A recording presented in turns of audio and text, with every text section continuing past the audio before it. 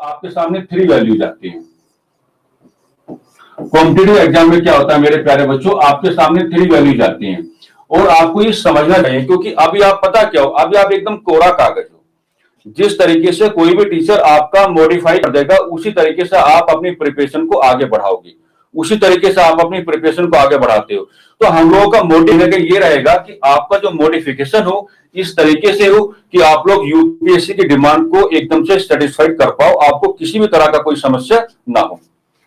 तो देखो बच्चों, आता क्या है कि एग्जाम में 3 तरह की वैल्यूज होती हैं कि एक तो आपको मिलता है जिसको हम कहते हैं जनरल अवेयरनेस, जनरल अवेयरनेस, जिसको हम लोग कहते हैं बच्चों जनरल अवेयरनेस। ठीक है, मैं अपनी क्लास में बायलिंगुअल मोड में चलूंगा, मैं अपनी बातों को हिंदी में भी कहूंगा और अपनी बातों को इंग्लिश में भी कहूंगा। एक वैल्यू आपके पास होती है जनरल अवेयरनेस और एक वैल्यू होती है जिसको हम कहते हैं जनरल नॉलेज, जिसको मेरे प्यारे बच्चों हम लोग कहते हैं जनरल नॉलेज। ठीक है, और एक वैल्यू हमारे पास होती है जिसको हम कहते हैं जनरल स्टडीज। एक वैल्यू हमारे पास क्या होती है जिसको हम कहते हैं बच्चों जनरल स्टडीज। देखिए, मैं स्टार्टिंग में आपके साथ ये जो मैं डिस्कस कर रहा हूं इसका मेरा मोटिव ये है कि कई बार हम बहुत लंबे समय तक पढ़ते तो रहते हैं, लेकिन हमें ये कंफर्म नहीं हो पाता कि क्या हम सही पढ़ रहे हैं, क्या हम एग्जाम की डिमांड के अकॉर्डिंग अपनी बातों को पढ़ रहे हैं या एग्जाम की डिमांड को क्या हम लोग सेटिस्फाइड कर पा रहे हैं। इसलिए शुरुआत क्लास है, आज आपका फर्स्ट क्लास है, जीएस का आज फर्स्ट क्लास होगा, तो उसमें जो कुछ बहुत ही जरूरी बातें मैं आपके साथ कर लेता हूं। तो एक चीज आपके सामने आती है जिसको हम लोग कहते हैं जनरल अवेयरनेस। तो जनरल अवेयरनेस का मतलब क्या होता है बच्चों? जनरल अवेयरनेस का मतलब यह होता है कि आपकी सराउंडिंग्स में, यानी कि आपकी चारों तरफ जो जहां पे आप लोग बैठे हैं, आपके चारों तरफ जो घटनाएं घटित होती हैं, है ना, डेली टू डेली जो आपकी घटनाएं घटित होती हैं, कुछ लोग इसको बहुत ही सिंपल लैंग्वेज में करंट अफेयर भी बोल देते हैं। जनरल अवेयरनेस को हम लोग करंट अफेयर भी बोल देते हैं। ठीक है, इसको शॉर्ट फॉर्म में क्या कहते हैं हम लोग? शॉर्ट फॉर्म में बच्चों इसको जीए कहा जाता है, इसको शॉर्ट फॉर्म में जीए कहा जाता है। तो या आप इसको करंट अफेयर भी कह सकते हैं, आप इसको बच्चों करंट अफेयर भी कह सकते हो, कोई दिक्कत इसमें नहीं है ना। तो करंट अफेयर से मतलब ये होता है कि हमारे चारों ओर दिन प्रतिदिन जो घटनाएं घटित होती हैं उनको हम लोग जीए वाले सेक्शन में शामिल करते हैं या करंट अफेयर वाले सेक्शन में हम लोग क्या करते हैं, शामिल करते हैं।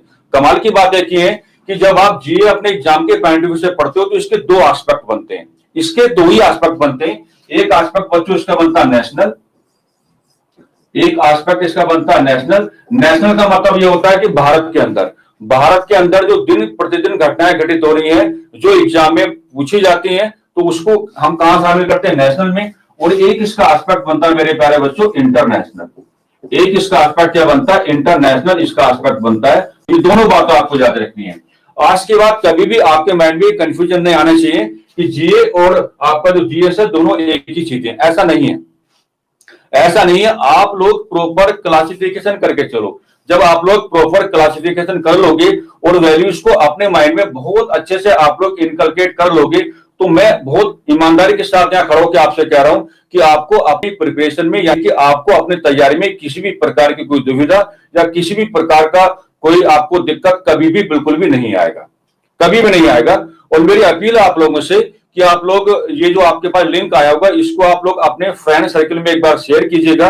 वीडियो को आपको लाइक करके चलना है और जो भी आपकी शुरुआती दुविधाएं रहती हैं जीएस को लेकर के, तमाम प्रकार की दुविधाएं मैं यहाँ पे आज आपकी दूर करके जाऊंगा ताकि आप मुझे समझ पाए और मैं आपको बहुत अच्छे से पढ़ा पाऊं। मेरा मोटिव यहाँ पे ये रहेगा। ठीक है, तो जीए में जो हम लोग शामिल करते हैं वो हम लोग शामिल करते हैं कि हमारे चारों ओर का जो वातावरण है, यानी कि हमारी जो सराउंडिंग्स है, हमारे चारों ओर का जो इन्वायरमेंट है, उसमें डेली टू डेली जो भी एक्टिविटीज होती हैं, जो भी घटनाएं घटित होती हैं, उनको हम जीए में शामिल करते हैं। और जीए के आपके 2 एस्पेक्ट बनते हैं, एक आपका नेशनल बनता है, यानी कि भारत के अंदर जो दिन प्रतिदिन घटनाएं घटित हो रही हैं, और एक आपका क्या बनता है? इंटरनेशनल बनता है। इंटरनेशनल का मतलब क्या होगा कि पूरे विश्व में, यानी कि इन द होल वर्ल्ड, कि पूरे विश्व में जो भी दिन प्रतिदिन घटनाएं घटित होती हैं उनको आप कहां शामिल करेंगे? इंटरनेशनल में आप लोग शामिल करेंगे। ठीक है, अब आते हैं इस पे कि जनरल नॉलेज का मतलब क्या होता है। तो बच्चों जनरल नॉलेज का मतलब ये होता है, आप लोग अभी भी इस बात को समझना, जनरल नॉलेज का मतलब ये होता है कि ट्रेडिशनल एस्पेक्ट, इसको हम लोग कहते हैं ट्रेडिशनल एस्पेक्ट, इसको कहा जाता है मेरे प्यारे बच्चों ट्रेडिशनल एस्पेक्ट, जिसको हिंदी भाषा में कहते हैं परंपरागत, जिसको हिंदी भाषा में क्या कहा जाता है, परंपरागत। तो परंपरागत का मतलब ये होता है कि जो चीजें बनी हुई हैं, है ना। दरअसल जनरल नॉलेज में हम लोग उस चीज को सामने करते हैं जिस चीज में कभी भी किसी भी प्रकार का कोई चेंज नहीं आता, किसी भी प्रकार का कोई परिवर्तन नहीं आता। तो उन तमाम चीजों को, तमाम वैल्यूज को हम लोग जनरल नॉलेज वाले सेक्शन में शामिल करते हैं। जैसे आपसे पूछा जाता है कि भारत में सबसे बड़ा पशुओं का मेला कौन सा है, या भारत में सबसे ऊंचा बांध कौन सा है, या भारत में सबसे लंबी नदी कौन सी है, या भारत में सबसे बड़ी नदी कौन सी है, या भारत का पहला राष्ट्रपति कौन था, या भारत के पहले राष्ट्रपति कौन थे, या भारत के पहले चुनाव आयुक्त कौन थे। तो ये तमाम प्रकार की जो चीजें आपसे पूछी जाती हैं, ये तमाम प्रकार की चीजें बनती हैं जनरल नॉलेज का पार्ट। तभी मैंने आपको लिख के बताया कि जनरल नॉलेज जो होता है मेरे प्यारे बच्चों, वो ट्रेडिशनल एस्पेक्ट होता है, यानी कि चीजें परंपरागत रूप में आपके सामने आती हैं। उन तमाम चीजों में किसी भी प्रकार का कोई परिवर्तन नहीं होता, किसी भी प्रकार का कोई चेंज नहीं आता है। ठीक है, तो दोनों बातें आपके समझ में आ रही होंगी कि जनरल अवेयरनेस का मतलब क्या होगा, तो हम उसको कह देते हैं कि करंट अफेयर, यानी कि हमारे चारों ओर के वातावरण में, जो हमारे चारों ओर का एनवायरनमेंट है, उसमें डेली टू डेली जो भी एक्टिविटी, वो ट्रेडिशनल एस्पेक्ट होता है, यानी कि चीजें परंपरागत रूप में आपके सामने आती हैं। उन तमाम चीजों में किसी भी प्रकार का कोई परिवर्तन नहीं होता, किसी भी प्रकार का कोई चेंज नहीं आता है।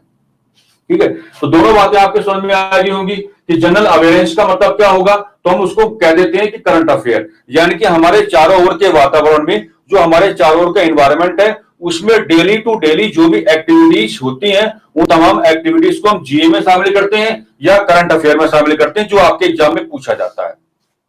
दूसरी बात मैंने यहां पे क्या बताया कि जनरल नॉलेज हम किसे कहेंगे, तो बच्चों जनरल नॉलेज हम कहते हैं ट्रेडिशनल एस्पेक्ट को, यानी कि जो चीजें बनी हुई हैं, उन चीजों में कभी भी किसी भी प्रकार का कोई चेंज नहीं आता।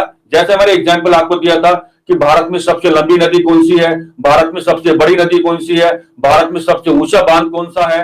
या अब हम लोग आते हैं किस पर, अब फाइनली हम लोग किस पर आएंगे, फाइनली मैं आना चाहूंगा कि जनरल नॉलेज हम किसे, जनरल स्टडी हम किसे कहेंगे।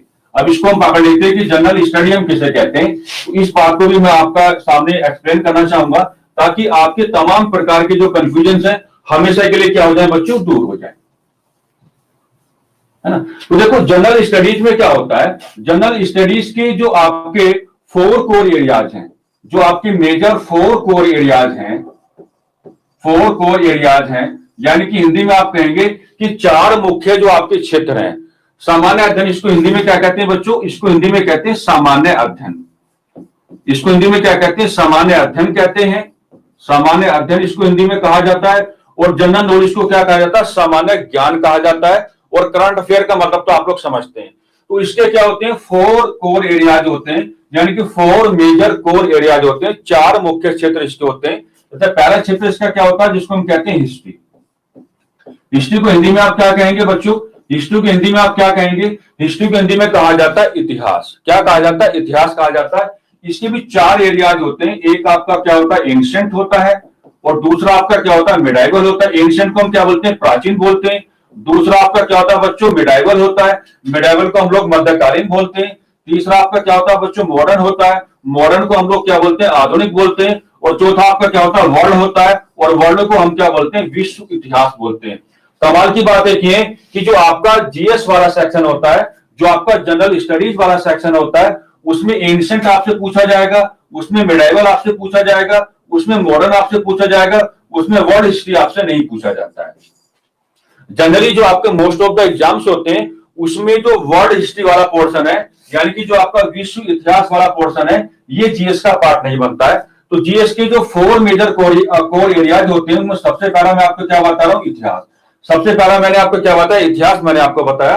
और इतिहास के 4 सेक्शन होते हैं, जिनमें से 3 सेक्शन आपको पढ़ने होते हैं, प्राचीन भारत, मध्यकालीन भारत, और क्या होता है आपका आधुनिक भारत। विश्व इतिहास आपको नहीं पढ़ना होता है। प्राचीन पढ़ेंगे, मध्यकालीन पढ़ेंगे, और आप क्या पढ़ेंगे, आधुनिक आप लोग पढ़ेंगे।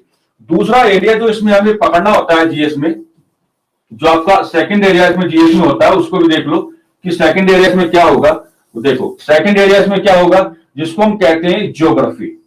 जिसको क्या कहा जाता है, ज्योग्राफी कहा जाता है बच्चों। और ज्योग्राफी को हिंदी में क्या कहते हैं, भूगोल कहते हैं। ज्योग्राफी को हिंदी में क्या कहा जाता है, भूगोल कहा जाता है, भूगोल। और देखो इसके भी 2 पार्ट होते हैं। एक आपका हम कहते हैं कि वर्ल्ड ज्योग्राफी होता है, एक इसका पार्ट क्या होता है आपका वर्ल्ड ज्योग्राफी होता है, और एक इसका पार्ट क्या होता है इंडियन ज्योग्राफी होता है। एक इसका पार्ट क्या होता है इंडियन ज्योग्राफी इसका पार्ट होता है। ठीक है, दोनों ही आपको पढ़ने होते हैं। इसको हिंदी में विश्व भूगोल कहा जाता है और इसको हिंदी में भारत का भूगोल कहा जाता है। यानी कि एक को हम क्या कहते हैं ज्योग्राफी ऑफ इंडिया कहते हैं और एक को हम क्या कहते हैं ज्योग्राफी ऑफ वर्ल्ड कहते हैं। तो विश्व इतिहास भी आपको पढ़ना पड़ेगा और आपको भारत का भूगोल भी आपको पढ़ना पड़ेगा, दो चीजें आपको पढ़नी पड़ेगी।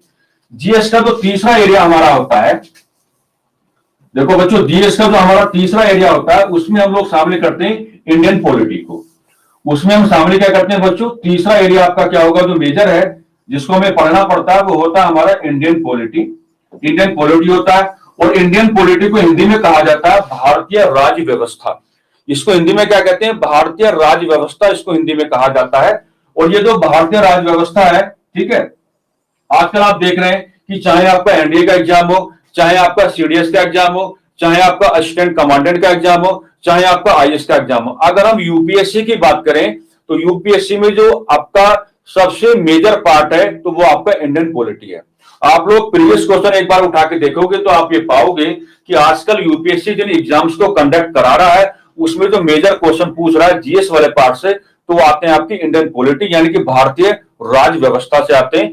और जीएस का जो चौथा जो मेजर होता है आपका वो होता है जिसको हम कहते हैं, जिसको कहा जाता है बच्चों, जिसको कहा जाता है हिंदी में उसको हम लोग कहते हैं अर्थव्यवस्था, जिसको हम लोग कहते हैं अर्थव्यवस्था। देखो दो चीजें होती हैं, एक तो आपका अर्थव्यवस्था होता है यानी कि इसको हम कहते हैं इकोनॉमी कहते हैं, जिसको हम लोग क्या कहते हैं इकोनॉमी कहते हैं, और एक आपका होता है बच्चों अर्थशास्त्र।